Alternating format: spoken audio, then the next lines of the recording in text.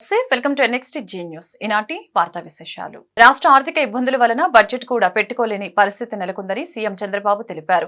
2 నెలల సమయం తీసుకుని రాష్ట్ర బడ్జెట్ ప్రవేశపెట్టాలనే ఆలోచనకు వచ్చామని తెలిపారు. శాసనసభలో మంగళవారం సీఎం చంద్రబాబు మాట్లాడారు. పీవీ ఆర్థిక సంస్కరణలు దేశంలో పెను మార్పులకి నాంది అని తెలిపారు. విజన్ 2020 తయారు చేశాక అభివృద్ధి ప్రారంభించాం. నాటి ఐటీకి ప్రాధాన్యం ఇచ్చాం. ప్రభుత్వ ప్రైవేట్ భాగస్వామ్యంతో బ్రహ్మాండంగా అభివృద్ధి సాధ్యమైంది. ఇవాళ తెలుగు వాళ్లు ప్రపంచంలో ఎక్కడికి వెళ్లినా కనిపించే పరిస్థితి వచ్చిందని తెలిపారు. అదేవిధంగా క్లిష్ట సమయంలో ఓటు చీలకూడదని ఒకే ఒక ఉద్దేశంతో పవన్ కళ్యాణ్ ముందుకొచ్చారు. రాష్ట్ర ప్రయోజనాల కోసం టీడీపీ జనసేన కలిసి పనిచేస్తాయని మొదటగా పవన్ చెప్పారు. ఇద్దరం కలిసిన అనంతరం బీజేపీ కూడా ముందుకు వచ్చింది. గత 5 ఏళ్లలో రాష్ట్ర ప్రజలు నరకం చూశారు. 3 పార్టీలు కలిశాక ఎవరు ఊహించని ఫలితాలు వచ్చాయి. ఈ ఎన్నికల ఫలితాలు రాష్ట్ర భవిష్యత్తు కోసం ప్రజలిచ్చిన తీర్పు.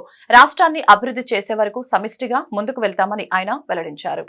మొట్టమొదటిసారిగా మా కూటమి నేను కానీ పవన్ కళ్యాణ్ గారు కానీ బీజేపీ లీడర్స్ కానీ ఢిల్లీకి పోయినప్పుడు చాలా స్పష్టంగా రిక్వెస్ట్ చేశాం. అందుకే మొట్టమొదటిసారిగా 5 సంవత్సరాల తర్వాత మీరు చూస్తే కేంద్ర బడ్జెట్లో ఆంధ్రప్రదేశ్ రాష్ట్రానికి తగిన గుర్తింపు వచ్చింది. దీంతో ఒక నమ్మకం పెరిగే పరిస్థితికి వచ్చింది.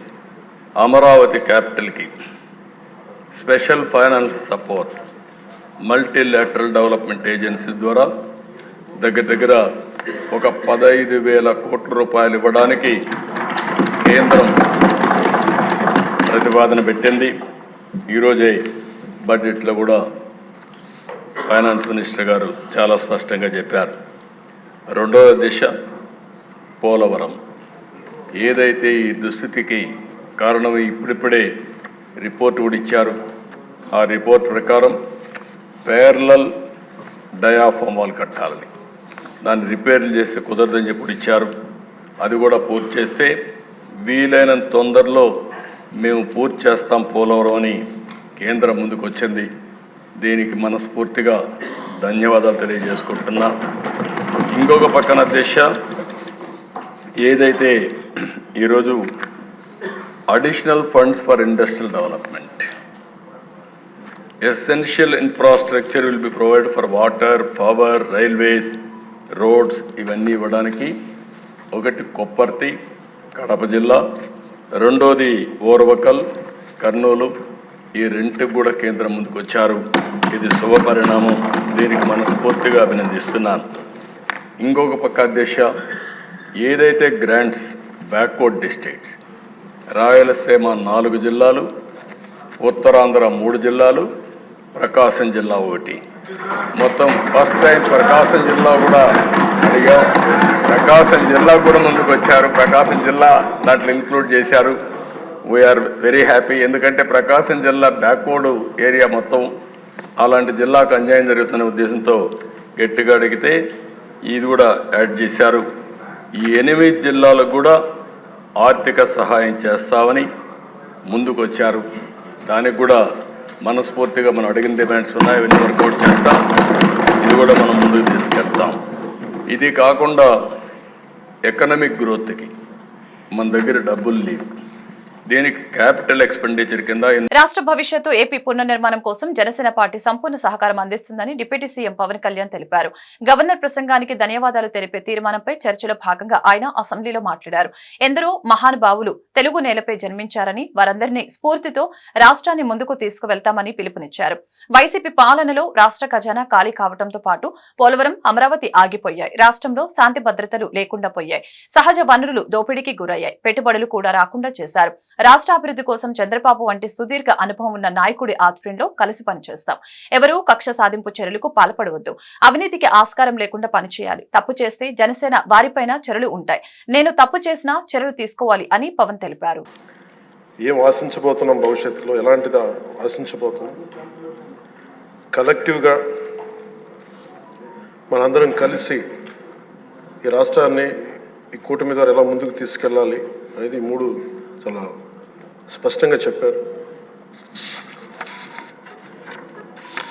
గవర్నర్ గారి ప్రసంగంలో చాలా ప్రత్యేకించి చెప్పింది ముందస్తుగా ఆంధ్రప్రదేశ్ రాష్ట్రం ఏర్పడటానికి పుట్టి శ్రీరాములు గారి త్యాగ ఫలితం. తద్వారా భాషా ప్రయుక్త రాష్ట్రాలే ఏర్పాటు కావటం, అలాగే దానికి ఇంకొకటి నాకు అనిపిస్తుంది అధ్యక్ష, పింగళ వెంకయ్య గారు కూడా ఇది అంటే ముఖ్యంగా ఆంధ్రప్రదేశ్ నుంచి వచ్చిన పొట్టి శ్రీరాములు గారు కానీ మువ్వెన్నెల జెండాను రూపొందించిన పింగళ వెంకయ్య గారు కానీ దేశాన్ని ప్రభావితం చేసే స్థాయి వ్యక్తులు. ఒకరి త్యాగం వల్ల భాషా ప్రయుక్త రాష్ట్రాలు ఏర్పడితే ఇంకొకరి రూపకల్పన వల్ల దేశానికి జెండా వచ్చింది. ఇలాంటి గొప్ప మహానుభావులు పుట్టిన నేల, దామోదరం సంజీవి గారు లాంటి మహానుభావులు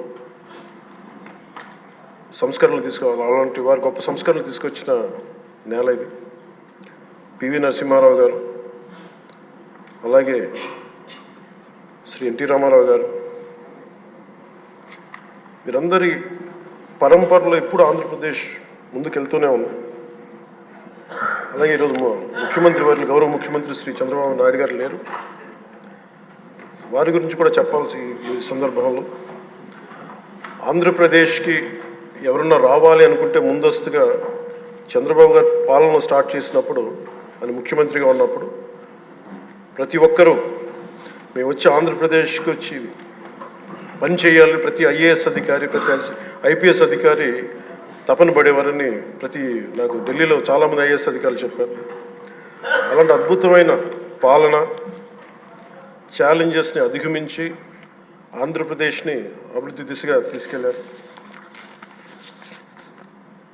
ముఖ్యంగా ఆయన బాగా నచ్చే అంశం నాకు ఆయనలో ప్రత్యర్థులను కూడా గౌరవించే గొప్ప గుణం. మొన్న ఈ మధ్యన మాకు చెప్తూ కూడా రాజశేఖర రెడ్డి గారి గురించి చెప్తూ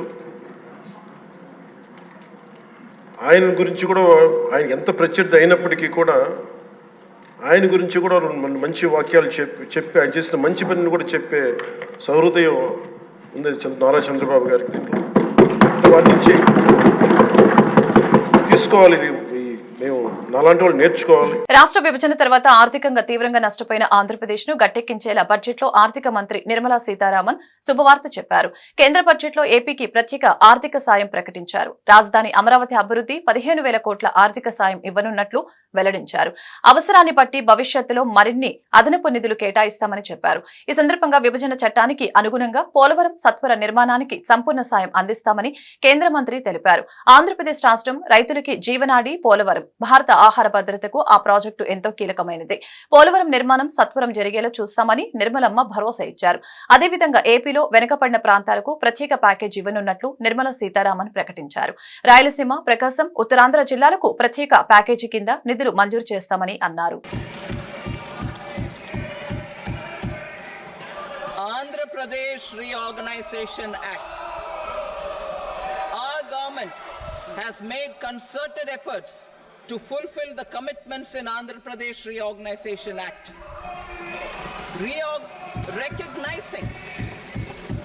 Recognizing the state's need for the capital,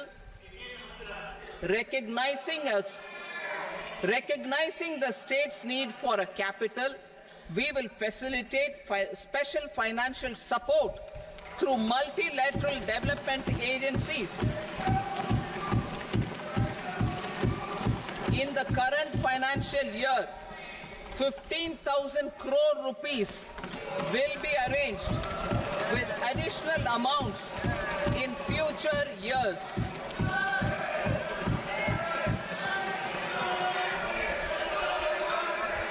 Our government is fully committed to financing and early completion of the Polavaram irrigation project, which is the lifeline for Andhra Pradesh and its farmers. This will facilitate our country's food security as well. Under the Act, Andhra Pradesh Reorganization Act, for promoting industrial development, funds will be provided for essential infrastructure such as water, power, railways and roads in Kopparthi node on the Visakhapatnam-Chennai industrial corridor and Varavakal node on the Hyderabad-Bangalore industrial corridor. An additional allocation will be provided this year towards capital investment for economic growth.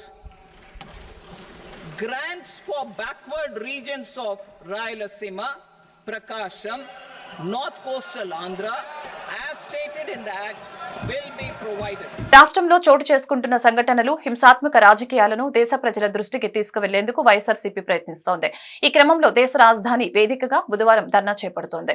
ఇప్పటికే YCP party అధినేత YS Jaganmohan Reddy ఆ party నేతలు ఢిల్లీకి చేరుకున్నారు.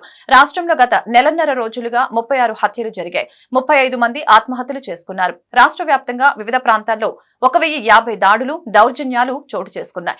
300 హత్యాయత్న ఘటనలు నమోదయ్యాయి. 560 private ఆస్తులు ధ్వంసం, 490 ప్రభుత్వ ఆస్తులు ధ్వంసమయ్యాయి. దీనికి నిరసనగానే వైఎస్ఆర్సీపీ ఎంపీలు, ఎమ్మెల్యేలు, ఎమ్మెల్సీలు, ఇతర నేతలు ఈ ధర్నీలో పాల్గొనబోతున్నారు. ఈ నేపథ్యంలో 3 రోజుల పాటు ఢిల్లీలోనే ఉండనున్న జగన్ ఇప్పటికే రాష్ట్రపతి, ప్రధాని, కేంద్ర హోంమంత్రితో సహా పలువురు అపాయింట్మెంట్స్ కోరారు. రాష్ట్రంలో గత 45 రోజులుగా కొనసాగుతున్న హింసాత్మక ఘటనలు, దాడులపై వీళ్లను కలిసి జగన్ ఫిర్యాదు చేయనున్నారు. ఏపీలో లా అండ్ ఆర్డర్ గతి తప్పిన దృష్ట్యా రాష్ట్రపతి పాలన విధించాలని ఆయన కోరనున్నారు.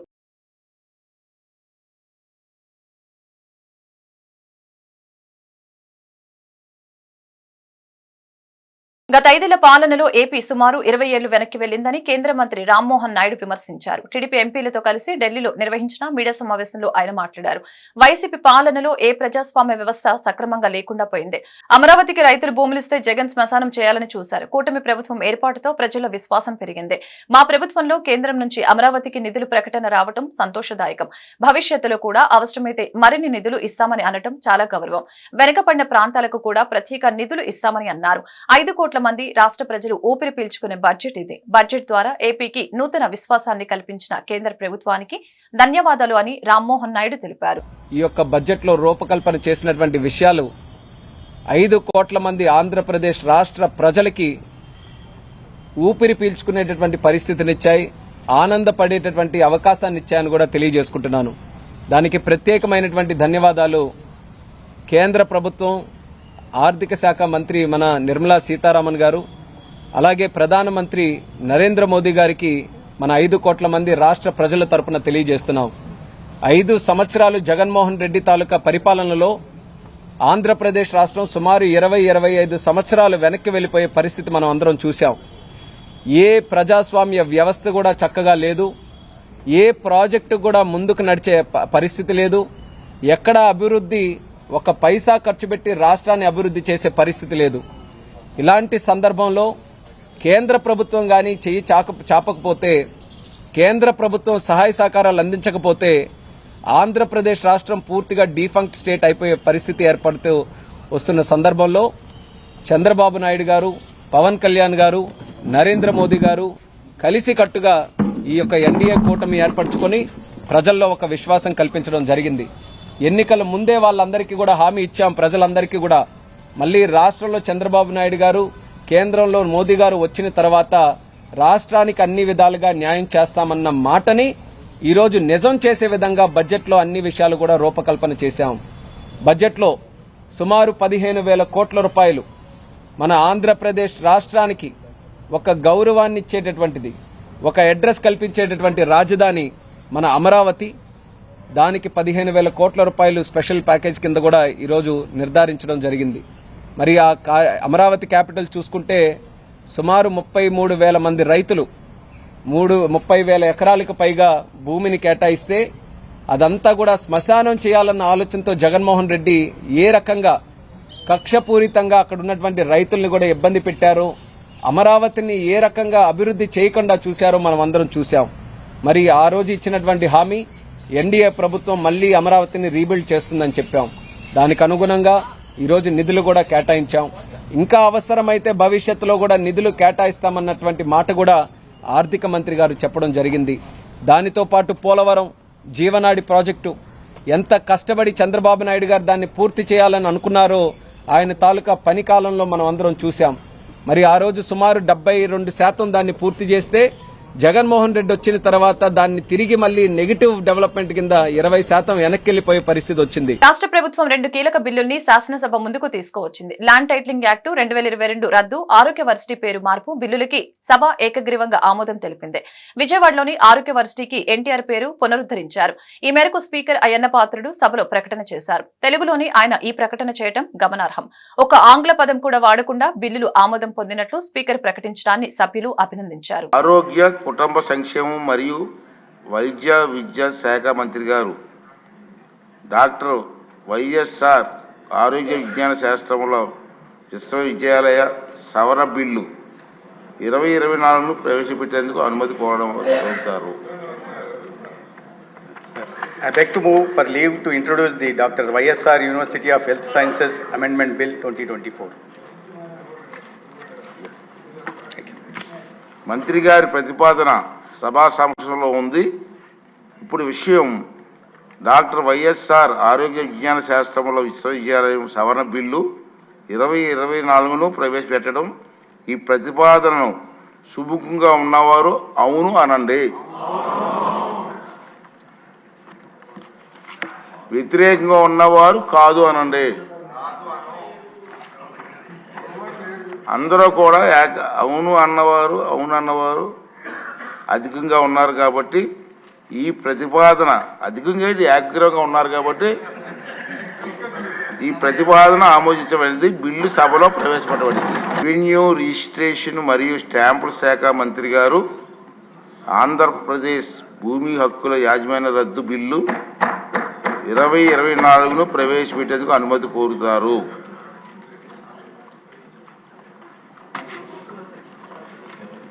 Honorable Speaker, sir, I beg to move for leave to introduce the Andhra Pradesh Land Titling Repeal Bill 2024.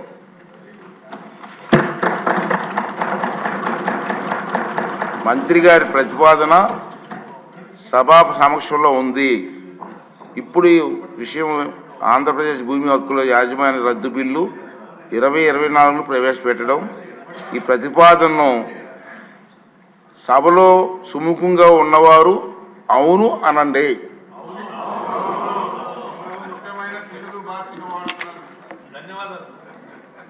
వ్యతిరేకంగా ఉన్నవారు కాదు అనండి.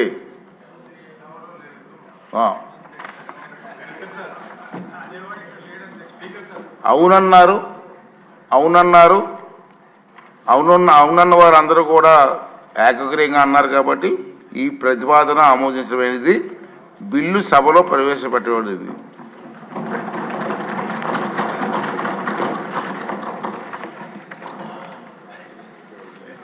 చాలా చక్కటి తెలుగులో మొట్టమొదటిసారి ఈ సభలో మీరు సంబంధిత బిల్లుని, అందులో మా అందరికీ కూడా ఎంతో ఇష్టమైనటువంటి బిల్లుని అచ్చ తెలుగులో మీరు మాట్లాడి ప్రవేశపెట్టారు సార్. ఐ థింక్ ఈ రోజు నుంచి మీరు ఒక నూతన ఒరవడికి శ్రీకారం చుట్టారు. అందరూ హృదయపూర్వకంగా ధన్యవాదాలు.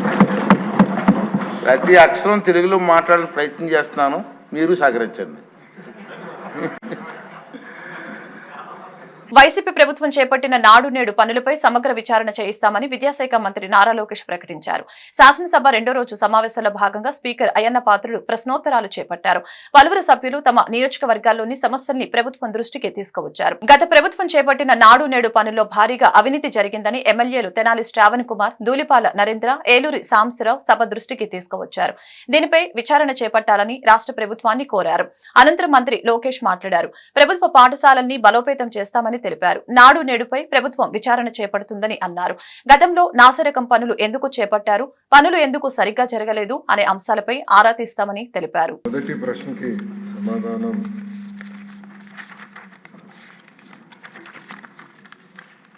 మొదటి విడత కింద 15,713 పాఠశాలల్లో ఈ కార్యక్రమం చేపట్టడం జరిగింది. కానీ మొదటి విడత పూర్తి చేసడానికి ఇంకొక 880 కోట్ల 39 లక్షల రూపాయలు అవసరం ఉంది.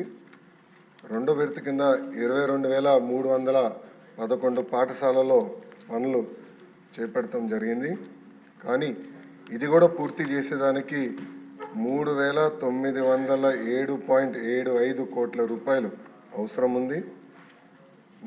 మూడో విడత కింద 14,845 పాఠశాలల్లో ఎలాంటి పనులు ప్రారంభించలేదు. ఆ పాఠశాలలో ఈ కార్యక్రమం పూర్తి చేసేదానికి 3088 కోట్ల రూపాయలు అవసరం ఉంది. రెండో ప్రశ్న వివరాలు. నిధులు కేటాయింపులు ఖర్చులు ఎనెక్షర్ 1లో జతపరిచాం.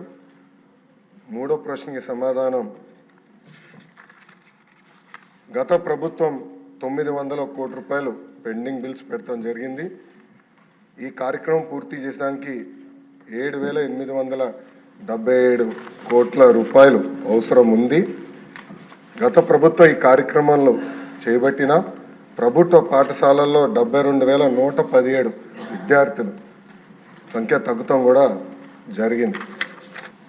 డి ప్రశ్నకు అధ్యక్ష, శ్రీ వి వెంకటరామరెడ్డి గారు అడ్వకేటు 27/11/2023లో ఒక పిటిషన్ వేస్తాం జరిగింది. ఆ పిటిషన్కి సంబంధించిన ప్రాథమిక దర్యాప్తు రిపోర్ట్ ఎండి ఏపీఈడబ్ల్యూఐడిసికి వస్తాం జరిగింది. కానీ ఫైనల్ రిపోర్ట్ ఇంకా రావాల్సిన అవసరం ఉంది. ఈ ప్రశ్నకి సమాధానం ఫైనల్ రిపోర్ట్ వచ్చిన తర్వాత యాక్షన్ తీసుకుంటాం అధ్యక్ష. మదనపల్లె సబ్ కలెక్టర్ కార్యాలయంలో ఫైల్స్ కాలిపోయిన ఘటనకు షార్ట్ సర్క్యూట్ కారణం కాదని మంత్రి గొట్టిపాటి రవికుమార్ తెలిపారు. చేసిన పాపాలు తుడిచిపెట్టేందుకు వైసీపీ నేతలు వరుస కుట్రలకి పాల్పడుతున్నారని ఆయన మండిపడ్డారు. నేరాలు చేసి సాక్ష్యాలు చెరిపివేయటంలో వైసీపీ ఆరితేరిన పార్టీ అని, అది అందరికీ తెలుసునని వ్యాఖ్యానించారు. అధికారంలో ఉండగా నెల్లూరు కోర్టులోని ఫైల్స్ దొంగతనం చేయించారని ఆరోపించారు. అధికారం పోయాక యనమల కుదురు కరకట్టపై దసరాలు తగలపెడుతూ ఉంటే ప్రజలే వెంబడించి పట్టుకున్నారని తెలిపారు. తమకు ముందస్తు బెయిల్ మంజూరు చేయాలంటూ వైఎస్ఆర్సీపీ సీనియర్ నేత సజ్జల రామకృష్ణారెడ్డి, ఎమ్మెల్సీలు లెల్లాపిరెడ్డి, తలసిల రఘురాం, మాజీ ఎమ్మెల్యే ఆల రామకృష్ణారెడ్డి, మాజీ మంత్రి జోగి రమేష్, మాజీ ఎంపీ నందిగం సురేష్, వైఎస్ఆర్సీపీ నేత దేవినేని అవినాష్ దాఖలు చేసిన పిటిషన్పై హైకోర్టు విచారణ జరిపింది. సజ్జల రామకృష్ణారెడ్డి, ఆల రామకృష్ణారెడ్డిని కేసుల్లో ముద్దాయిలుగా లేరని హైకోర్టుకు ప్రభుత్వం తెలిపింది. ఒకవేళ ముద్దాయిలుగా చేరిస్తే అరెస్టు చేసే అవకాశం ఉందని పిటిషనర్ తరపున న్యాయవాది పొన్నవోలు సుధాకర్ రెడ్డి తెలిపారు. సజ్జల, ఆర్కేలను ముద్దాయిలుగా చేరిస్తే నోటీసులు ఇవ్వాలని పోలీసులకు హైకోర్టు ఆదేశాలు జారీ చేసింది. నోటీసులు ఇచ్చిన 5 రోజుల వరకు అరెస్టు చేయవద్దని హైకోర్టు స్పష్టం చేసింది. అదేవిధంగా ఎమ్మెల్సీలు లెల్లాపిరెడ్డి, తలసిల రఘురాం, దేవినేని అవినాష్, నందిగం సురేష్ కు సంబంధించిన విచారణను ఆగస్టు 2వ తేదీకి కోర్టు వాయిదా వేసింది. అప్పటి వరకు చర్యలు ఏమీ తీసుకోవద్దని హైకోర్టు తెలిపింది. మాజీ మంత్రి జోగి రమేష్ పిటిషన్ పై 14వ తేదీకి తదుపరి విచారణ వాయిదా వేసిన హైకోర్టు అప్పటి వరకు చర్యలు తీసుకోవద్దని ఆదేశించింది. ఈ వార్తలు ఇంతటితో సమాప్తం. మరొక బులెటిన్లో మళ్ళీ కలుద్దాం. నమస్కారం.